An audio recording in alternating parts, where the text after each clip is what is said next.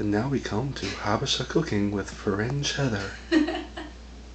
Hello, for all of you who have tried to make injera over and over and over and repeatedly failed, here is a brief tutorial based on 1 year of failing every time I tried to make injera, and then finally meeting an Ethiopian friend who actually knows how to make it, and she taught me, so I will attempt to share it with you.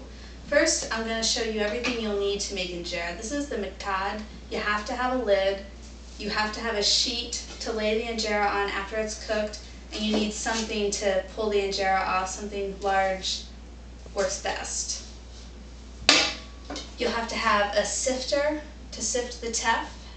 You'll have to have a starter. If you don't know how to make a sourdough starter, you can consult my blog. You have to have that.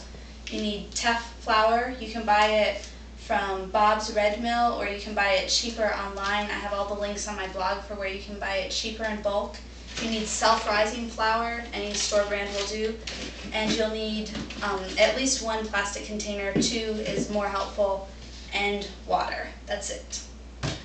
So we're going to go into the first step. Injera is made in 3 different steps. It's best if you do step number 1 at night before you go to bed, then wake up the next morning, do step number 2, and then by early to mid-afternoon it will be time to do step number 3. We're going to do step number 2 tonight. We're going to put away everything we don't need.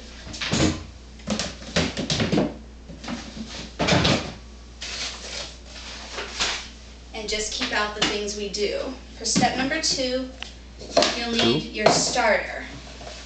Now when you keep starter in the refrigerator, if it's teff, a black liquid will form on the top, and you just want to take it and pour the black liquid into the sink. You don't want that in your injera.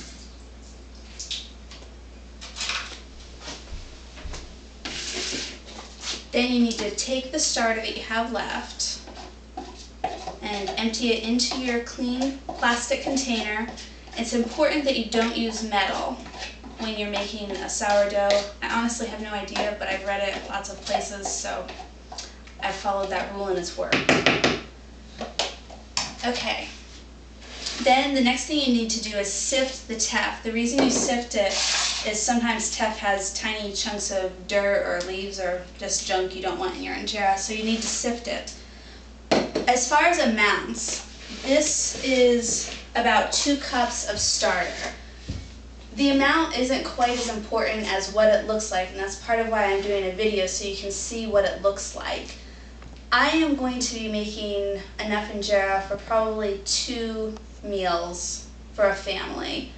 Like I said, amounts aren't real important. The important part is that you use an equal amount of teff and self-rising flour, or some people use 1/3 teff, 1/3 self-rising flour, and 1/3 barley. If you use too much teff, your injera won't have any ayn or bubbles in it.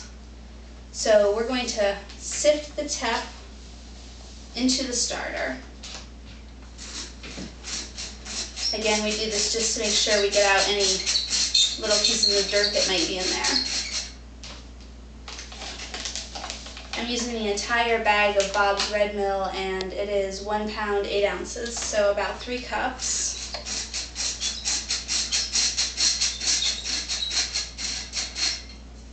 I'll need to remember for tomorrow that I used 3 cups. Okay, now I'm going to start the kneading process. The Ethiopian word for that is makwat, and it's very important that you knead for quite a lengthy time. The more you knead, the better your injera will be. And this is kind of a lengthy process, so I'm going to put this out there on YouTube in a couple of different segments.